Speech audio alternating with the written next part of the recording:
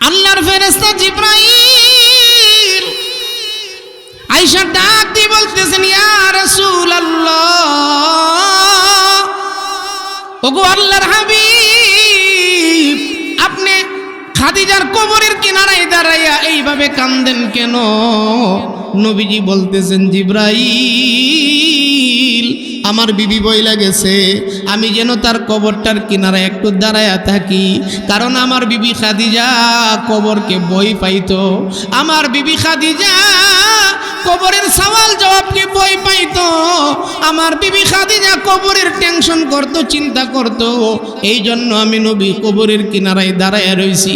আল্লাহর ফেরেশতা জিবরাইল ডাক দেয়া কই, নবী গো, আল্লাহ আমাকে পাঠাইছে, আপনি আর খাদিজার কবরের কিনারায় দাঁড়াইয়া আর কষ্ট করতে হবে না। নবী গো, আপনি চইলা যান, আপনার বিবি খাদিজার কবরে বিনা প্রশ্নে তার কবরটাকে আল্লাহ জান্নাতের বাগান বানাইয়া দিছে। জুড়ে কোন সুবহানাল্লাহ। ও মুসলমান, আমার মা বোনেরা, একজন মহিষী নারী আম্মাজান খাদিজা দুনিয়া থেকেই কবরের চিন্তা করে গেছে, দুনিয়া থেকে আখিরাতের চিন্তা করে গেছে। আজকে আমরা শুধু দুনিয়া দুনিয়া জপতেছি, আমাদের আখিরাত নাই বললেই চলে। কথা কোন ঠিক কিনা? আখিরাতের কথা বইলা গেছি, কবরের কথা বইলা গেছি, হাসরের ময়দানে দাঁড়াইতে হবে বইলা গেছি, ফুলচেরাতের ব্রিজের নিচে জাহান্নামের আগুন আছে, ফুলচেরাতের ব্রিজটা পার হইতে হবে, এই কথা আমরা বইলা গেছি। মিজানের পাল্লায় আমাদের আমলগুলা ওজন করা হবে, মিজানের পাল্লায় আমল ওজন করা হইবে। আলহামদুলিল্লাহ, আলহামদুলিল্লাহি ওয়া কাফা ওয়া সালামুন আলা ইবাদিহিল্লাযীনা ইসতাফা।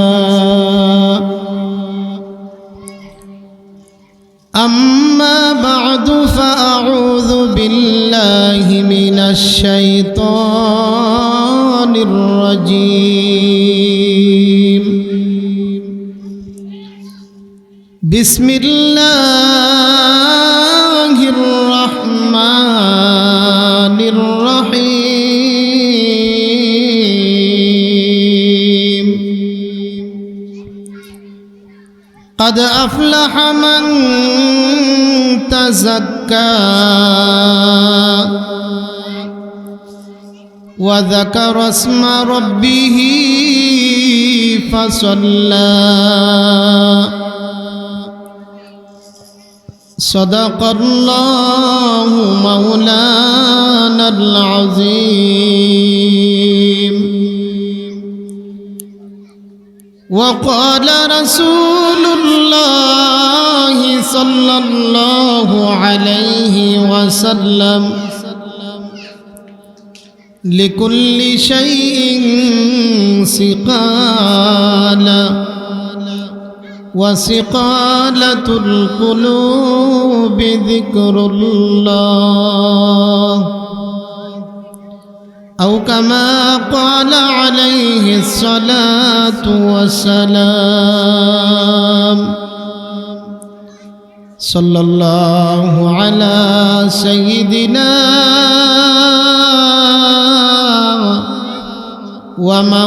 ومولانا محمد وعلى آله وأصحابه وسلم. صلى الله على سيدنا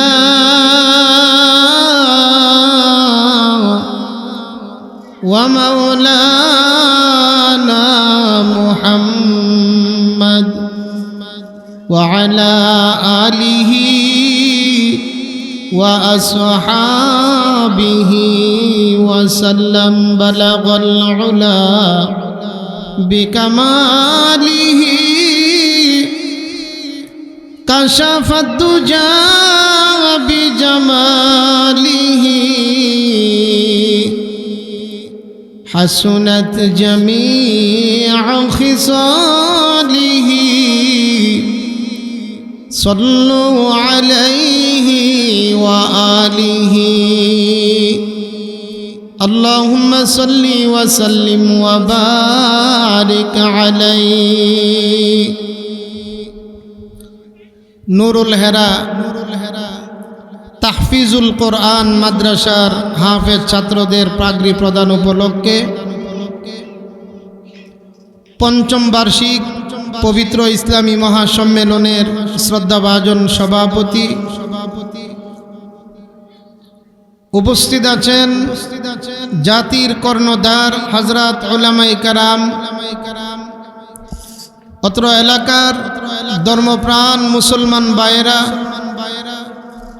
পর্দার অন্তরালে অবস্থানরতা আমার অত্যন্ত শ্রদ্ধেয়া সম্মানিতা মা ও বোনেরা, আজকের এই মাহফিল অত্যন্ত বরকতপূর্ণ মাহফিল। বিশেষ করে উত্তর সহিলপুরের এলাকাবাসী মুরব্বিয়ান, আমি আপনাদেরকে অনুরোধ করে বলবো, জীবনের অনেক সময় আমরা শাসটলে দোকান পাটে কাটাইছি। আমাদের জীবনের কোন আমলটা আল্লাহর দরবারে পছন্দ হয়ে যায় আমরা কেহই বলতে পারি না। এই জন্য আমি এলাকাবাসীকে অনুরোধ করব, আজকের মাহফিল বেশি রাত্রি হবে না। মাওলানা মুফতি আনিসুর রহমান আশরাফি সাহেব উনি আয়েশা এশারের নামাজ পড়বে। এশারের নামাজের পরপরই ওনাকে বয়ান দেওয়া হবে এবং মাহফিল শেষ করা হবে। আমরা যদি সবাই বাড়িতে বসে থাকি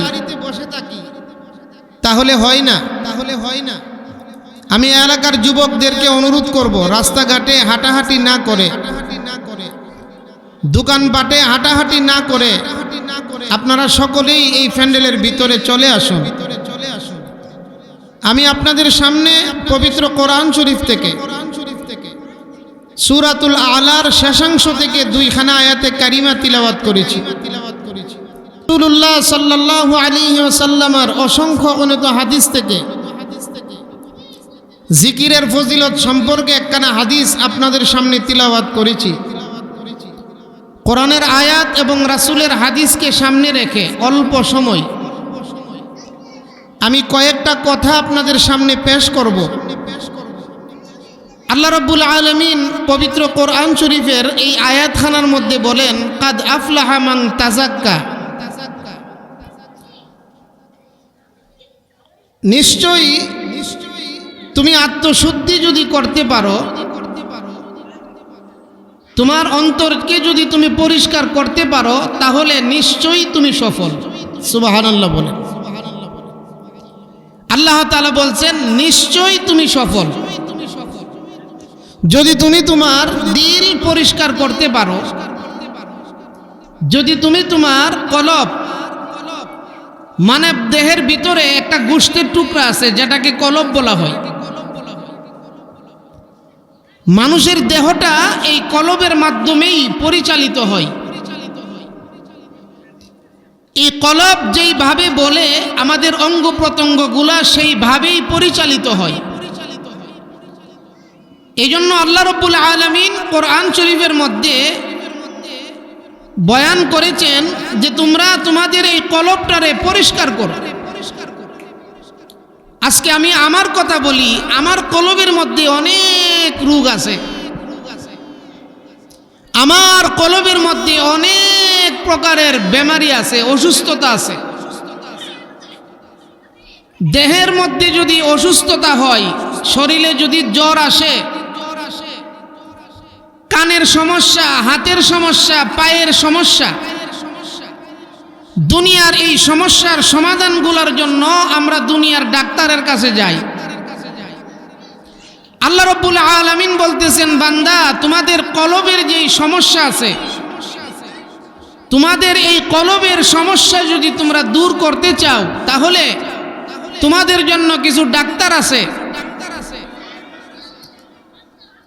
লক্ষাধিক নবী রাসূলকে আল্লাহ দুনিয়াতে পাঠিয়েছিলেন মানুষের কলবের চিকিৎসা করার জন্য। শেষ পর্যন্ত আপনার আমার পয়গম্বর দুজাহানের বাদশা নবীজিকে আল্লাহ দুনিয়াতে পাঠাইছে উম্মতের কলবের চিকিৎসা করার জন্য। আল্লাহর পয়গম্বর দুজাহানের বাদশা নবীজি আমাদের পয়গম্বর দুনিয়াতে আইসা মানুষের দেহের পিছনে মেহনত করে নাই, মানুষের শরীরের অঙ্গ প্রত্যঙ্গগুলার পিছনে নবী মেহনত করে নাই। নবী মেহনত করেছে মানুষের কলবের মধ্যে, নবী মেহনত করেছে মানুষের দিলের মধ্যে। মানুষগুলার দিলের মধ্যে মেহনত করার কারণে আল্লাহর নবীর মেহনতে এমন মানুষ তৈরি হয়েছে যেই মানুষগুলা পৃথিবী বিখ্যাত মানুষ। জুড়ে কোন সুবহানাল্লাহ। আল্লাহর পয়গম্বরের মেহনতের মাধ্যমে দুনিয়াতে শ্রেষ্ঠ মানুষ তৈরি হয়েছে। আল্লাহর পয়গম্বরের মেহনতের মাধ্যমে হযরত আবু বকর সিদ্দিক তৈরি হয়েছে। আল্লাহর পয়গম্বরের মেহনতের মাধ্যমে আম্মা জান খাদিজাতুল কুবরা তৈরি হয়েছে। আল্লাহর পয়গম্বরের মেহনতের মাধ্যমে হযরত বেলাল হাবশী তৈরি হয়েছে। আল্লাহর পয়গম্বরের মেহনতের মাধ্যমে সাহাবায়ে কেরাম তৈরি হয়েছে। এমন ভাবে তৈরি হয়েছে তারা দুনিয়া জপে নাই, তারা শুধু আখেরাত আখেরাত মরণের কথা, আখেরাতের কথাই তারা জপছে। জুড়ে কোন সুবহানাল্লাহ। ওগো আল্লাহর বান্দা বান্দি, আজকে দুনিয়া জপতে জপতে দুনিয়া জপতে আখেরাতকে আমরা বরবাদ করে দিয়েছি, পরকালকে আমরা বরবাদ করে দিয়েছি। দুনিয়া জপতে আমরা আমাদের আখেরাতকে নষ্ট করে দিয়েছি। আল্লাহ রব্বুল আলামিন এই দুনিয়ার মানুষগুলাকে বলতেছেন, বান্দারে, ও আমার বান্দা, দুনিয়া তোমাদের আসল না, তোমাদের আসল হইল তোমাদের আখেরাত। এই দুনিয়া থেকে তোমরা আখেরাতের ফসল তোমরা কামাই করে আসো। দুনিয়া কোনো অবস্থাতেই চিরস্থায়ী হইতে পারে না। দুনিয়ার মধ্যে আমরা যারা আছি আমরাও চিরস্থায়ী না, আমরাও চিরদিন থাকতে পারবো না। আমরাও একদিন এই দুনিয়া ছাইরা কবরের দিকে যাইতে হবে, আমরাও একদিন এই দুনিয়া ছাইরা আখিরাতের দিকে যাইতে হবে। এই জন্য মুসলমান আমরা প্রত্যেকেই আত্মশুদ্ধ করে দিল পরিষ্কার করে আখিরাতের সামানগুলা তৈয়ার করি। আখিরাতের সামান তৈয়ার করলে আখিরাতের বাদশা হয়ে যাইতে পারবো। ও মুসলমান আমার মা বোনেরা, আম্মা জান খাদিজাতুল কুবরা রাদিয়াল্লাহু আনহা কেমন আখিরাতের চিন্তা করে গেছে, আখিরাতের জন্য কেমন পেরেশান ছিল।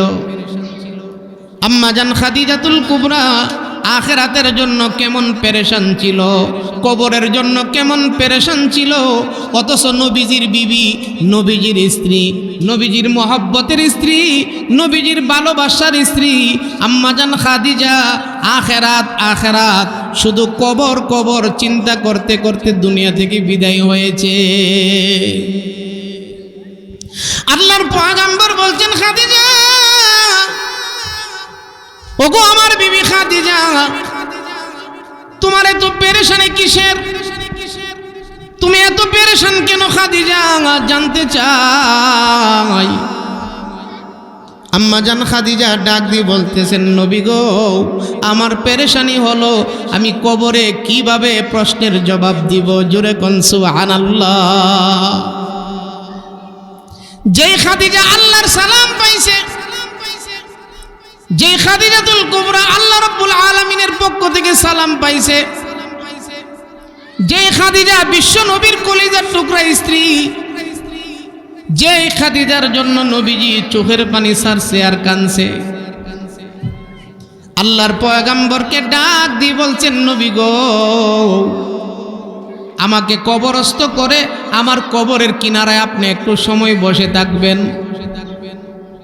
আমি খাদিজার কবরের কিনারায় একটু সময় বসে থাকবেন। আল্লাহর পয়গম্বর বলতেছেন, খাদিজা কেন, কারণটা কি, কবরের কিনারায় বসে থাকবো কেন? আম্মা জান খাদিজা বলছি, ইয়া রাসূলুল্লাহ, আমি দুনিয়ার সফর শেষ করে কবরের মধ্যে গিয়া যখন শুইব, আমার কবরে দুনিয়ার কেউ যাবে না, আমার কবরে আমার আপনজন বলতে কেউ যাবে না। এই জন্য আমার স্বামী আপনি বিশ্ব নবী, আপনি দু জাহানের পয়গম্বর, আপনি আখিরি নবী, আপনি যদি আমার কবরের কিনারায় একটু বসে থাকেন, হইতে পারে আপনার বরকতে আমার কবরে প্রশ্নের সওয়াল জবাবগুলো একটু সহজ হইয়া যাবে। ওগো আল্লাহর পয়গম্বর, আমার কবরের সওয়াল জবাব সহজ হয়ে যাবে। এই চিন্তা করে আল্লাহর পয়গম্বর যখন আম্মাজান খাদিজাতুল কুবরা দুনিয়া থেকে বিদায় হয়ে গেলেন, নবীজির পাও মুবারকে উরুর মধ্যে মাথা রাইখা আম্মাজান খাদিজা দুনিয়া থেকে বিদায় হইছে। আল্লাহর পয়গম্বর দু জাহানের বাদশা নবীজি খাদিজাতুল কুবরা রাদিয়াল্লাহু আনহার কাফনের মধ্যে নবীজির একটা জুব্বা দিয়া দিছে, আল্লাহর পয়গম্বরের শরীরের একটা কাপড় দিয়া দিছে। নবীজির জুব্বার বরকতে যেন আম্মাজান খাদিজা কবরের মধ্যে যেন আরাম পায়। জোরে কোন সুবহানাল্লাহ। যখন নবীজি আম্মাজান খাদিজাতুল কুবরাকে কবরে রাইখা আল্লাহর পয়গম্বর যখন কবরের কিনারায় দাঁড়াইয়া কাঁদে, দাঁড়াইয়া যখন নবী কান্দে, নবীজির কান্না দেখা আল্লাহর ফেরেশতা জিবরাইল আলাইহিস সালাম চলে আসছে। সুবহানাল্লাহ। আল্লাহর ফেরেশতা জিবরাইল আয়েশা ডাক দিয়ে বলতেছেন, ইয়া রাসূলুল্লাহ, ওগো আল্লাহর হাবিব, আপনি খাদিজার কবরের কিনারায় দাঁড়াইয়া এইভাবে কান্দেন কেন? নবীজি বলতেছেন, জিবরাইল, আমার বিবি বইলা গেছে আমি যেন তার কবরটার কিনারায় একটু দাঁড়ায়া থাকি, কারণ আমার বিবি খাদিজা কবরকে বই পাইতো, আমার বিবি খাদিজা কবরের সওয়াল জবাবকে বই পাইতো, আমার বিবি খাদিজা কবরের টেনশন করতো, চিন্তা করতো। এই জন্য আমি নবী কবরের কিনারায় দাঁড়ায় রইছি। আল্লাহর ফেরেশতা জিবরাইল ডাক দেয়া কই, নবী গো, আল্লাহ আমাকে পাঠাইছে, আপনি আর খাদিজার কবরের কিনারায় দাঁড়াইয়া আর কষ্ট করতে হবে না। নবী গো, আপনি চইলা যান, আপনার বিবি খাদিজার কবরে বিনা প্রশ্নে তার কবরটাকে আল্লাহ জান্নাতের বাগান বানাইয়া দিছে। জুরে কোন সুবহানাল্লাহ। ও মুসলমান আমার মা বোনেরা, একজন মহিষী নারী আম্মাজান খাদিজা দুনিয়া থেকে কবরের চিন্তা করে গেছে, দুনিয়া থেকে আখিরাতের চিন্তা করে গেছে। আজকে আমরা শুধু দুনিয়া জপতেছি, আমাদের আখিরাত নাই বললেই চলে। কথা কোন ঠিক কিনা? আখিরাতের কথা বইলা গেছি, কবরের কথা বইলা গেছি, হাসরের ময়দানে দাঁড়াইতে হবে বইলা গেছি, ফুলচেরাতের ব্রিজের নিচে জাহান্নামের আগুন আছে, ফুলচেরাতের ব্রিজটা পার হইতে হবে, এই কথা আমরা বইলা গেছি। মিজানের পাল্লায় আমাদের আমলগুলা ওজন করা হবে, মিজানের পাল্লায় আমল ওজন করা হইবে। নেকির পাল্লা বদির পাল্লা দেখবে, কার নেকির পাল্লাটা বাড়ি, কার বদির পাল্লা বাড়ি, ওজন করা হইবে।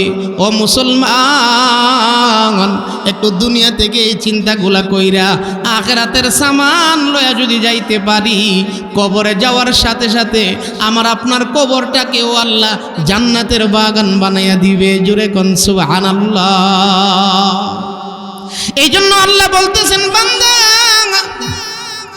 আখিরাতের সফর শুরু করার আগে আগে, কবরে যাওয়ার আগে আগে তুমি মুসলমানিত্ব গ্রহণ করো। মুসলমান হও, তোমার পুরাটা অঙ্গের মধ্যে ইসলামকে প্রবেশ করাও, ইসলামের মাধ্যমে তোমার অঙ্গ প্রত্যঙ্গগুলাকে সাজাও। মুসলমান না হইয়া কিন্তু গো আল্লাহর বান্দা কবরে আইসো না। আল্লাহ রাব্বুল আলামিন বলতেছেন ওয়ালা তামুতুন্না ইল্লা ওয়া আনতুম মুসলিমুন। ওরে আল্লাহর বান্দা, মুসলমান না হইয়া কিন্তু আইসো না, আখিরাতের সামান না লইয়া কিন্তু আইসো না, কবরের সামান না নিয়া কিন্তু তুমি আইসো না রে বান্দা। যদি আসতে হয় ইমানদারি নিয়ে যাও, যদি আসতে হয় আমল নিয়ে যাও কবরে, যদি আসতে হয় নামাজ নিয়ে যাও, যদি কবরে যাইতে হয় আখলাক নিয়ে যাও, চরিত্র নিয়ে যাও, আমল লইয়া যাও, কোরআন তেলাওয়াত লইয়া যাও, জিকির আজকার লইয়া যাও। কারণ বেশি বেশি যখন জিকির করবা ওই জিকিরের মাধ্যমে তোমার অন্তর আল্লাহ পরিষ্কার করিয়া দিবে। জিকির হইল মুসলমানের হাতিয়ার,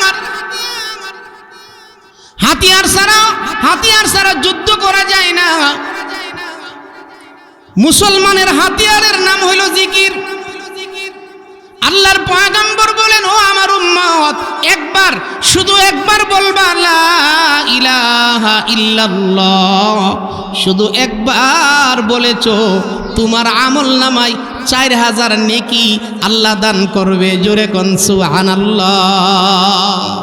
লিকুল্লি শাইইন সিকালা ওয়া সিকালাতুল কুলুবি যিকরুল্লাহ। ওরে আল্লাহর বান্দা, প্রত্যেক জিনিসেরই পরিষ্কারের বস্তু আছে, প্রত্যেক জিনিসেরই পরিষ্কারের বস্তু আছে। কাপড় যদি নাপাক হয়, কাপড় যদি ময়লা হয়, সাবান দিলে কাপড় পরিষ্কার হয়। লোহার মধ্যে যদি জংকার লাগে, রেত দিয়া ঘষা দিলে জংকার পরিষ্কার হয়। ঠিক এমনইভাবে দিলের মধ্যে গুনার ময়লা লাগছে, নামাজ পড়তে ভাল লাগে না, রোজা রাখতে ভালো লাগে না, কোরআন তিলাওয়াত করতে ভালো লাগে না, দান খয়রাত করতে ভালো লাগে না। বোঝা গেল দিলের মধ্যে গুনার নাপাকি লাগছে। দিলের মধ্য থেকে গুনার নাপাকিগুলা বাহির করার জন্য আমার আল্লাহ একটা রেত দিছে। ওই রেতটা হলো আল্লাহর জিকির। বেশি বেশি জিকির করব, এই জিকিরের মাধ্যমে অন্তরাত্মা পরিষ্কার হইয়া যাবে। জিকিরের মাধ্যমে কলব পরিষ্কার হবে। যখন কলবের ভিতর থেকে গুনার ময়লাগুলা বাহির হবে, তখন আপনি ইমানের স্বাদ পাইবেন, ইমানের মজা পাইবেন। ইমান কি জিনিস, ইমানের মজা পাইবেন।